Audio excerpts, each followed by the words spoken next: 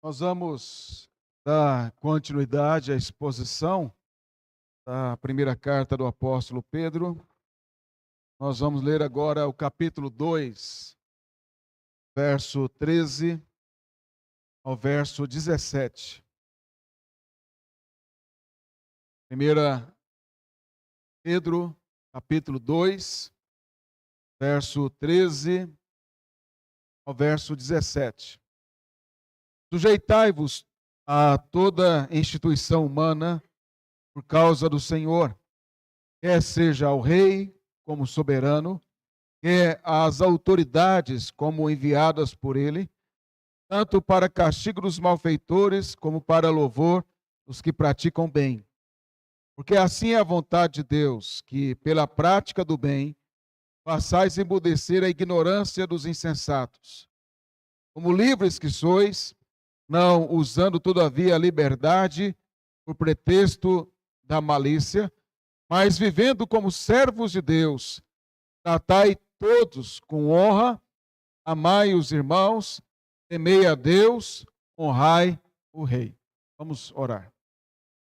Senhor nosso Deus, nós somos gratos ao Senhor por podermos nos reunir livremente para poder te adorar, poder prestar culto ao Senhor.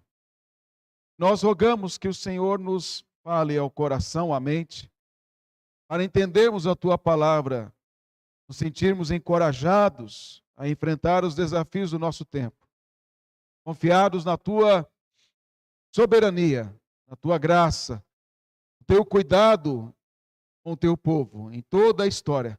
Rogamos ao Senhor, em nome de Jesus. Amém.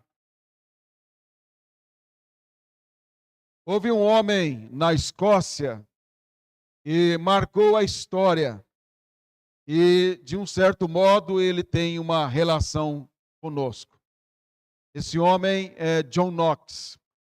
John Knox foi o fundador do presbiterianismo e nós somos presbiterianos e herdamos muito daquilo que John Knox fez e lutou. Ele foi um homem extremamente piedoso, que viveu em 1514 a 1572. Ele estudou aos pés de João Calvino em Genebra, aprendeu teologia ali, mas foi um homem realmente extremamente ousado, firme na palavra de Deus. Antes de falar da sua firmeza, da sua ousadia, John Knox teve um mentor, que era um ex-sacerdote católico que converteu a Cristo, chamado George Wishart. George Wishart era um pregador fiel da palavra e denunciava os erros da Igreja Católica Romana na Inglaterra e na Escócia. E por causa disso, ele foi condenado à morte por um cardeal. Quando George Wishart estava indo para o martírio, John Knox, que era como um discípulo com ele ali, que andava sempre com ele, queria segui-lo até o martírio. E aí então George Wishart disse o seguinte: volte, irmão Knox, e viva. Um dia você será chamado a continuar esta causa. George Wishart não permitiu que John Knox continuasse com ele para ser martirizado, porque John Knox teria ainda muito a que fazer. John Knox, depois da morte do seu mentor, tornou-se ousado e continuou pregando a palavra de Deus na Escócia. E ele entendia e declarava algo que é muito conhecido, uma frase dele: um homem com Deus é sempre a maioria. Ele era um homem que orava constantemente pela Escócia, de joelhos, clamando ao Senhor que alcançasse a Escócia com o Evangelho. John Knox, ele esteve cercado em um castelo por franceses católicos, a mando da rainha da Escócia, e naquela situação de cerco dos inimigos, alguns protestantes que estavam dentro do castelo perguntaram a John Knox se deveriam reagir com armas. E ele disse o seguinte: nós não podemos mais já sangue suficiente já foi derramado. O evangelho avance pela pregação e não pela espada. Eu já vi sangue suficiente derramado. O evangelho avance pela pregação e não pela espada. John Knox foi preso pelos franceses católicos. E é importante dizer isso porque nós estamos no mês da reforma. E ele ficou como escravo nas galés. Sabe aqueles que ficam escravos debaixo ali no barco, no navio, remando, acorrentados? São as galés. E ele ficou ali acorrentado, preso, remando por 19 meses, em lugar frio. Passou muito sofrimento, muita humilhação. E diz que quando ele pôde ver por 2 vezes a Escócia de dentro do navio, aquilo causou profunda tristeza e angústia no seu coração. Mas mesmo naquela situação, não sei como, alguns mandavam consultas teológicas para John Knox e ele ainda respondia. Por 19 meses, John Knox esteve preso daquela forma. Quando John Knox foi solto, continuou pregando o evangelho. Subiu ao trono uma rainha sanguinária chamada Maria Tudor, que dizia ter mais medo da pregação e da oração de John Knox. Eu quero destacar aqui com a história dele, é que ao olhar para o contexto da carta de Pedro, aqui aos irmãos perseguidos, talvez alguns quisessem também usar da espada, talvez alguns quisessem resistir de forma militar o Império Romano. É possível que isso tenha acontecido. A carta não nos fala isso. O próprio apóstolo Pedro, em um certo momento, na sua imaturidade, ele quis usar a espada para impedir que Jesus fosse preso. E aqui o apóstolo Pedro, ele mostra esses irmãos perseguidos pelo imperador Nero, perseguido pelo Império Romano, sofrendo martírio, perseguições e torturas. Pedro mostra a esses irmãos que eles deveriam conquistar o império pelo poder do evangelho e não pela espada, assim como John Knox acreditou depois. Por isso, nosso tema é coragem em tempos de aflições. É preciso ter mais coragem para não usar a espada do que para usá-la. É preciso ter mais coragem para dominar o nosso coração violento, nosso coração que deseja vingança pessoal e confiar no Senhor do que exercer a nossa própria força. E é isso que o apóstolo Pedro vai mostrar a esses irmãos. Eles deveriam ter coragem em tempos de aflições. Baseado aí no verso 13 em diante, o tema dessa mensagem é fazendo bem para calar a ignorância dos insensatos. Fazendo bem para calar a ignorância dos insensatos. Verso 13 diz assim: sujeitai-vos a toda a instituição humana por causa do Senhor. Quer seja o rei como soberano, quer as autoridades como enviadas por ele, tanto para castigo dos malfeitores, como para louvor dos que praticam o bem. Essa expressão sujeitai-vos aí, no texto, esse verbo sujeitar, ele aparece 4 vezes na carta. E eu gostaria que você olhasse na sua Bíblia aí, os textos que eu vou citar, onde esse verbo aparece. Se você olhar, a primeira vez é no verso 13 que nós vemos aqui.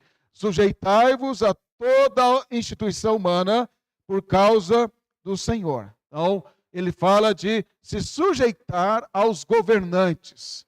É a primeira vez que ele utiliza. Depois, no capítulo 2, verso 18. 2:18. Servos, sede submissos com todo o temor ao vosso Senhor, não somente se for bom e cordato, mas também ao perverso. Aqui é um contexto de escravidão. E havia escravos dentro da igreja, e havia senhores. E Pedro diz: sejam submissos aos seus senhores, ainda que eles sejam perversos. Depois, no capítulo 3, verso 1, Pedro usa novamente esse verbo sujeitar. Mulheres, sede vós igualmente submissas ao vosso próprio marido, para que, se ele ainda não obedece à palavra, seja ganho sem palavra alguma, por meio do procedimento da sua esposa. Aqui são esposas crentes que têm maridos não crentes, e Pedro diz para elas submeterem a eles, se sujeitar a eles e ganharem esses maridos com um procedimento. Capítulo 5, verso 5. Pedro vai usar novamente esse verbo. Capítulo 5, verso 5. Rogo igualmente aos jovens, sede submissos aos que são mais velhos. Outros sim, no trato de uns com os outros, cingi-vos de todos de humildade, porque Deus resiste aos soberbos, contudo aos humildes concede a sua graça. Texto esse igual ao de Tiago, que nós lemos na liturgia. Aqui ele fala dos jovens se submetendo aos mais velhos. O que tem em comum em todas essas passagens, onde Pedro utiliza o verbo sujeitar? Ele mostra que há uma intenção natural do nosso coração de não sujeitar a autoridades, a não sujeitar a um governante perverso, a não se sujeitar a um senhor perverso, no caso da escravidão naquele contexto, a não se sujeitar, no caso das mulheres crentes, a um marido que é ímpio, e aos jovens que são rebeldes por natureza, a não se sujeitar aos mais velhos. O que isso quer dizer é que esta sujeição bíblica que Pedro aqui fala é uma sujeição que demonstra maturidade cristã. Eu vou depois mostrar o que é essa sujeição. Mas o que Pedro está mostrando é que esta sujeição é sinal de maturidade. Por exemplo, Pedro não foi maduro naquele contexto no início da sua fé. Mas agora um Pedro maduro está dizendo a estes irmãos que fossem maduros nesse sentido de sujeitar às autoridades, e a razão é por causa do Senhor. É isso que Pedro coloca. Esse mesmo verbo sujeitar aqui às autoridades no verso 13 é o mesmo verbo que Paulo usa em Romanos 13, falando sobre o mesmo assunto. Paulo diz no mesmo sentido, ou seja, a Escritura ensina isso. Paulo diz em Romanos 13, verso 1 e 2, todo homem esteja sujeito, é o mesmo verbo, esteja sujeito às autoridades superiores, porque não há autoridade que não proceda de Deus, e as autoridades que existem foram por ele instituídas, de modo que aquele que se opõe à autoridade resiste à ordenação de Deus, e os que resistem trarão sobre si mesmos condenação. É o mesmo verbo, ensina a mesma coisa, o apóstolo Paulo. João Calvino, escrevendo e comentando sobre esta passagem do apóstolo Pedro, Calvino diz o seguinte: ele agora passa a exortações particulares, ele aqui é Pedro, Calvino dizendo, passa a exortações particulares, e como a obediência que se rende aos magistrados é parte da conversão honesta e saudável. Calvino diz que Pedro está mostrando que a sujeição às autoridades é demonstração de conversão. Mas você deve estar pensando assim, pastor, mas o que é sujeição? No texto. Primeiro eu vou definir o que é o verbo sujeitar aqui no texto, e depois vou mostrar o que ele está ensinando no texto. Sujeitar aqui é literalmente se submeter à vontade de outro, ou colocar-se debaixo da autoridade do outro.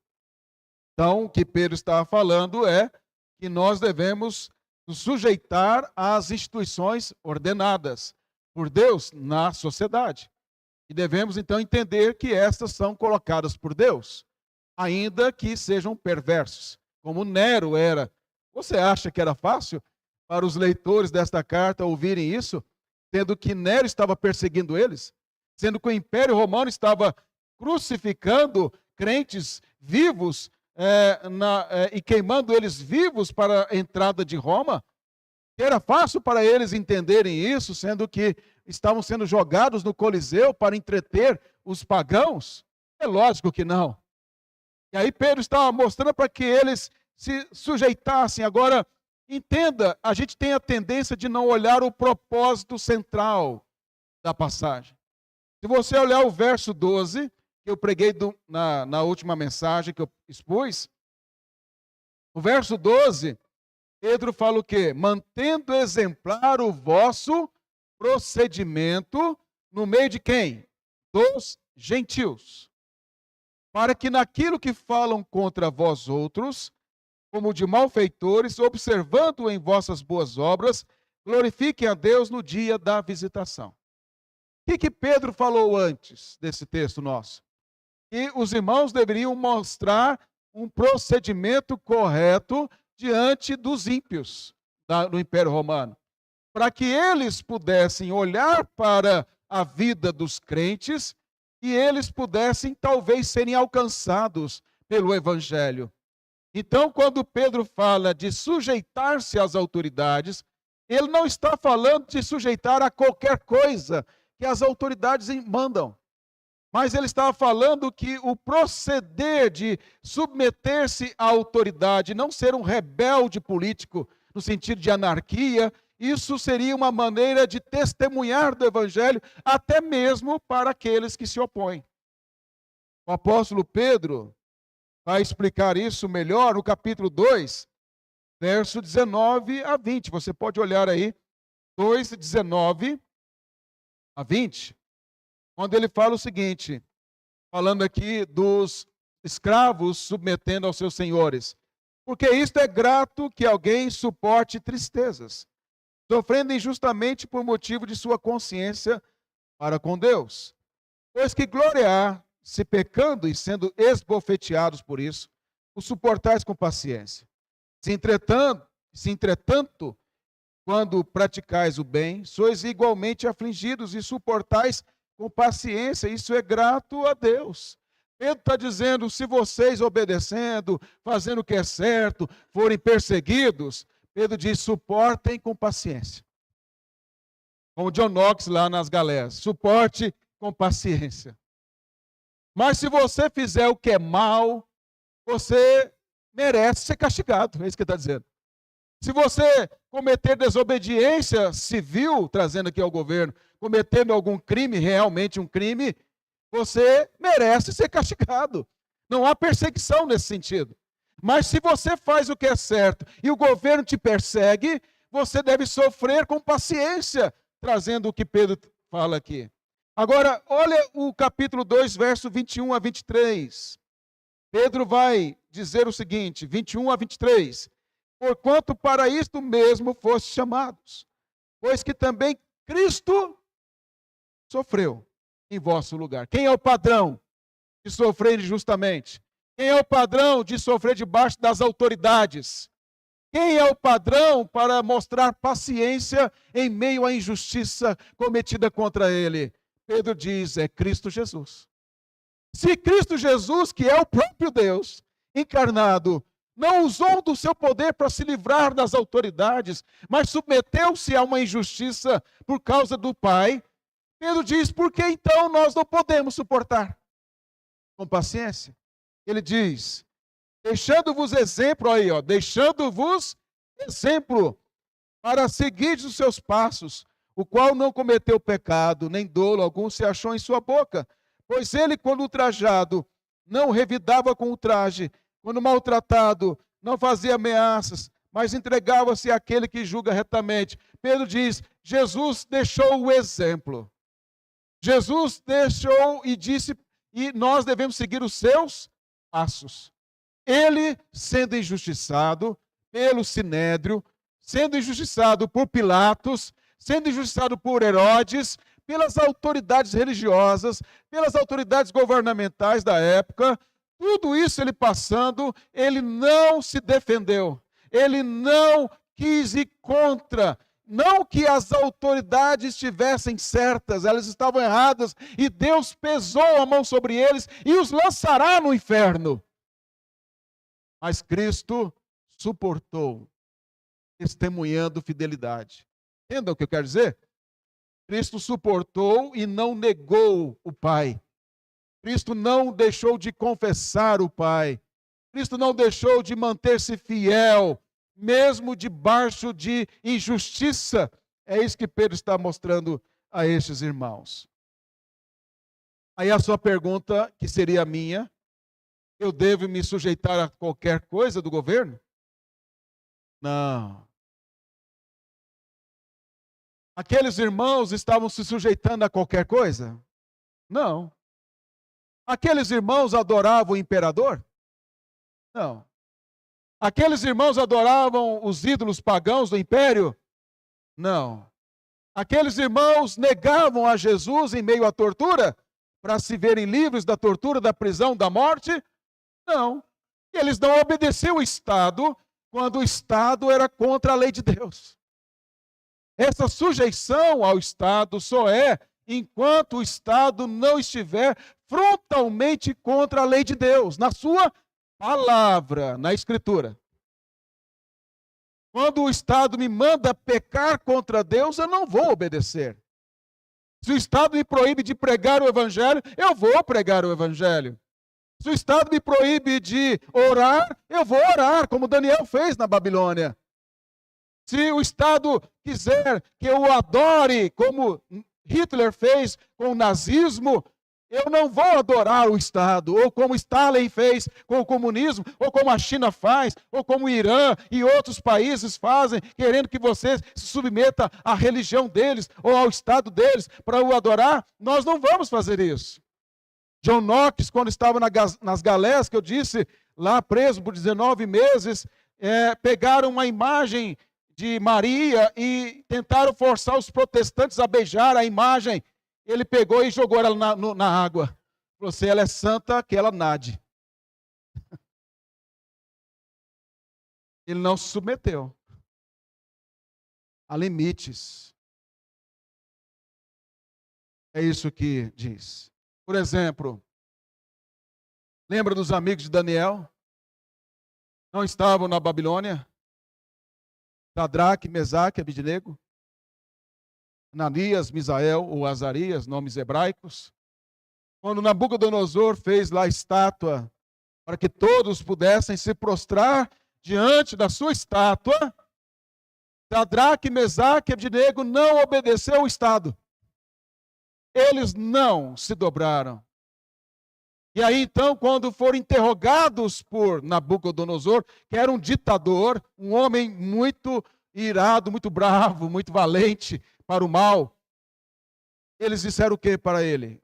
Lá em Daniel 3, 17 a 18 diz: se o nosso Deus, a quem servimos, quer livrar-nos, ele nos livrará da fornalha de fogo ardente das tuas mãos. Ó Rei, se não, fica sabendo, ó Rei, que não serviremos a teus deuses, nem adoraremos a imagem de ouro que levantaste. Pensa na ousadia desses rapazes. Eles colocam duas situações. Se o nosso Deus quiser nos livrar da fornalha, ele vai livrar. Se o nosso Deus não quiser nos livrar, nós vamos morrer, mas nós não vamos negá-lo. O que aconteceu? Vocês sabem a história. Eles foram poupados, passearam dentro da fornalha, e quem aparece com eles lá é Jesus. Andou com eles, nem cheiro de fumaça tinha na roupa, não havia nada. E o que aquilo causou? Temor e tremor em Nabucodonosor, em todo o império. O procedimento deles causou impacto em um império. O que Pedro está dizendo aqui é: o que os ímpios esperam de crentes sendo perseguidos, que reajam com violência, mas quando esses pagam mal com o bem, isso causa muito maior impacto do que qualquer resistência civil. Agora Pedro diz aí, no verso 15, 2,15. Porque assim é vontade de Deus, e pela prática do bem façais emudecer a ignorância dos insensatos. Mas antes, só um detalhe aí, no verso 13: sujeitai-vos a toda a autoridade humana. O império, o imperador de Roma achava que o governo dele era divino. Eles achavam que o imperador era filho de Zeus. Aqui Pedro faz uma crítica ao governo. Ele está dizendo instituição humana. Instituição que passa. Cadê Roma? Cadê o Império Romano? Cadê os imperadores de Roma? Só sobrou o Vaticano. Eles passam uma instituição humana, Pedro diz. Meus irmãos, vocês não devem achar que o Estado é divino. Por exemplo, o socialismo prega que o Estado é divino. Você deve adorar o Estado. O Estado deve mandar na sua vida. O Estado deve governar a sua fé. O Estado deve governar todas as áreas da sua vida. Isso não é verdade. Não há governo divino na terra, a não ser o reino dos céus. E o reino dos céus está onde? Se o reino dos céus está aqui e aqui em nós, qual instituição humana pode impedir ele de crescer? O máximo que eles podem fazer é nos matar. Mas jamais podem remover de nós a fé. Jamais pode remover de nós o reino dos céus. Jamais poderão impedir o avanço desse reino. Jamais poderão impedir que a igreja seja edificada.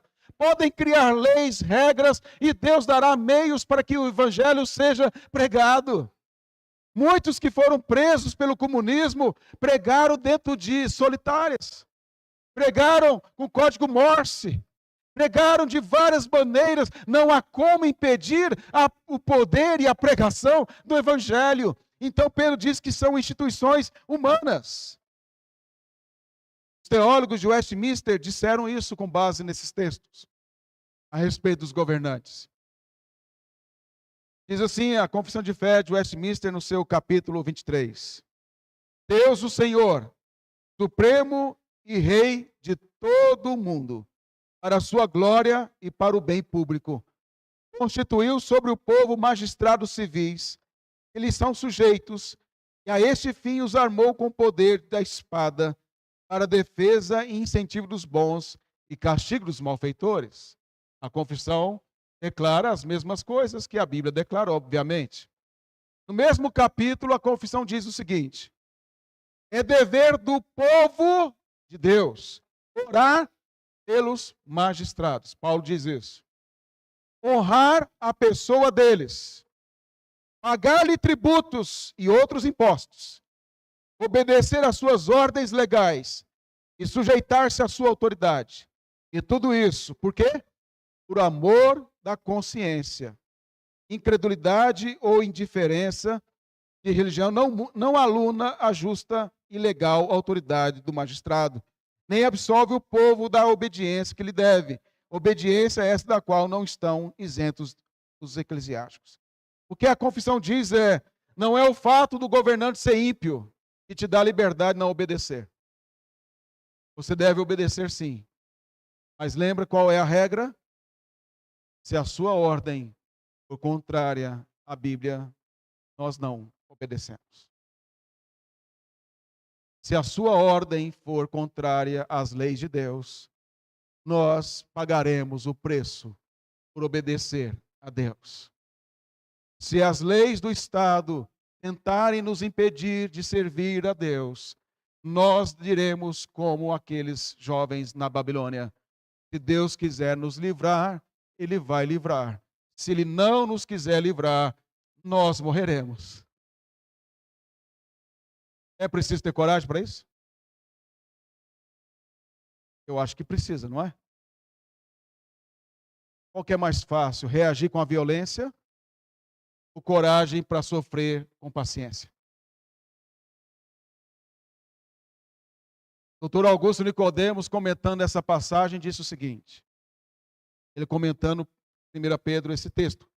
Ele diz assim: os cristãos deveriam ver as autoridades imperiais, estou falando daqueles irmãos lá, como instrumento de Deus para a manutenção da ordem social e a promoção do bem comum, ainda que marcados pela corrupção, tão comum hoje, parcialidade e injustiça. Você acha que corrupção é só hoje? Sempre existiu. Hoje é mais, né? Por conta de quem está à frente. O desvirtuamento da função não anulava a legitimidade do cargo. Somente em caso de conflito, olha aqui que Nicodemos diz, somente em caso de conflito com os mandamentos de Deus é que os cristãos podiam desobedecer a essas autoridades. Somente em conflito com os mandamentos de Deus, os crentes poderiam desobedecer. Há dificuldade de entender isso? Os mandamentos de Deus não podem ser transgredidos. E se tiver qualquer ordem, seja do governo, seja de marido, no caso das mulheres cristãs aqui que eu citei, ou de senhores, contra a lei de Deus, ela deve ser desobedecida por causa da consciência para com Deus, mas sabendo que sofrerá consequências. E se sofrer, sofrerá com alegria, porque estará sofrendo pela verdade. É isso que Pedro nos ensina. Quando você olha aí no verso 15, ele diz, porque assim é o quê? A vontade de Deus. Essa ordem que Pedro dá de sujeitar nesses critérios que eu apresentei aqui, é a vontade de Deus. E a vontade de Deus é que praticando o bem, você possa calar a boca dos acusadores. Lembra que eu falei em outra pregação que os crentes eram acusados de canibalismo, acusados de outras incesto, eram tudo distorções e mentiras que eles criavam. O que Pedro está dizendo é, não dê mais motivos para calúnias.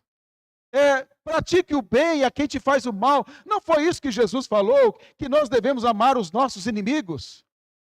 Se amar amigos, qualquer fariseu pode fazer, mas amar os inimigos, não é isso que Paulo diz em Romanos 12, que depender de nós tem de paz com todos os homens, que nós devemos pagar o mal com o bem. Agora pensa comigo, quando alguém quer fazer o mal ao outro, quando alguém quer odiar o outro, e aí a pessoa faz o bem, isso causa um grande impacto. Tem um exemplo muito forte disso. Eu não vou aqui lembrar do nome do pastor, que é aquele filme e o livro Torturado por Cristo. Aquele pastor ficou preso 14 anos pelo governo comunista. Torturado de todas as maneiras e você possa nem sequer imaginar.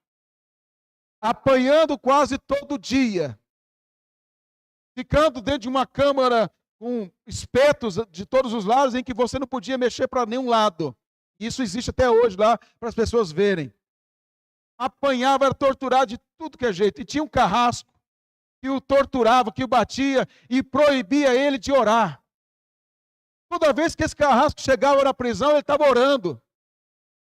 E aí ele zombava e dizia, você acha que seu Deus vai poder te livrar? Você acha que seu Deus existe? E aí pegava ele e batia mais ainda. E aí teve um momento em que aquele homem já muito irado chegou à prisão e viu ele orando. E disse, você está orando de novo? Não adianta você orar por você. Sabe qual foi a resposta dele? Eu não estou orando por mim. Eu estou orando por você. Pelo amor de Deus. Se isso não for coragem, eu sou um covarde. Sumido. Porque eu queria ser um covarde igual a esse homem. Orar por quem está te torturando. Você acha que isso não causou impacto na vida daquele homem? É isso que Pedro está dizendo, sofrer com paciência. Pedro aqui, eu vou caminhando para o fim. Pedro vai mostrando nesse restante de texto que a razão pela qual devemos sujeitar aos governantes é para silenciar a boca dos que acusam daqueles insensatos. Pedro fala, no verso 16, ele mostra que, como livres que sois, não usando todavia a liberdade por pretexto da malícia, mas vivendo como servos de Deus, Pedro diz: vocês são livres. Vocês não são escravos de Roma. Vocês são livres em Cristo Jesus. Mas vocês não devem usar a liberdade que vocês têm em Cristo para praticar maldades. Vocês não podem usar a liberdade que vocês têm para poder promover a anarquia. O que é anarquia? Não obedecer leis e regras. Vocês não podem usar disso. Vocês não podem usar como pretexto e dizer: nós vamos fazer o que quisermos, porque nós somos livres. Pedro diz: não. Vocês não podem agir assim. E aí, mencionando mais uma vez John Knox, aquele homem que não quis derramamento de sangue, aquele homem que não quis usar espada, aquele homem que disse que a Escócia teria que ser conquistada pela pregação do Evangelho. Aquele homem, quando a rainha Maria Tudor, citei ela no início, chamada de rainha Maria Sanguinária. Sabe por quê? Porque ela mandava prender os protestantes na cruz, numa estaca, melhor dizendo, e mandava sangrá-los, e o sangue era derramado em uma bacia diante do público, e mandava os soldados passarem a Bíblia deles dentro da bacia, e estas Bíblias existem até hoje em museus na Europa, e algumas coleções particulares, manchadas de sangue dos mártires, e depois ela dizia: põe a fogo e mostre a todos o que acontece com quem obedece esse livro. Mas sabe o que esta rainha Maria Sanguinária dizia? De John Knox? Ela preferia enfrentar um exército inglês do que a oração e pregação de John Knox. Ela tinha mais medo da oração e da pregação de John Knox do que do exército mais poderoso do mundo que ela governava, que era da Inglaterra. Depois que John Knox morreu, o seu genro ficou preso por pregar o evangelho e dizer que o rei não era a autoridade final, mas Deus. Quando uma filha de John Knox chegou ao rei para pedir a ele que soltasse o seu marido, o rei perguntou: quem é o seu pai? É John Knox. Ele quase caiu do trono, diz a narrativa. E aí ele perguntou: você tem irmão? Ela disse: não, só tenho uma irmã. Ele suspirou aliviado. Aí ele disse: se o seu marido negar o que ele pregou, eu o soltarei. Ela disse o seguinte, a filha de John Knox: traga a cabeça dele na bandeja, porque ele não vai negar, e eu concordo que ele não deve negar. Isso é coragem. Isso é coragem diante de autoridades tiranas.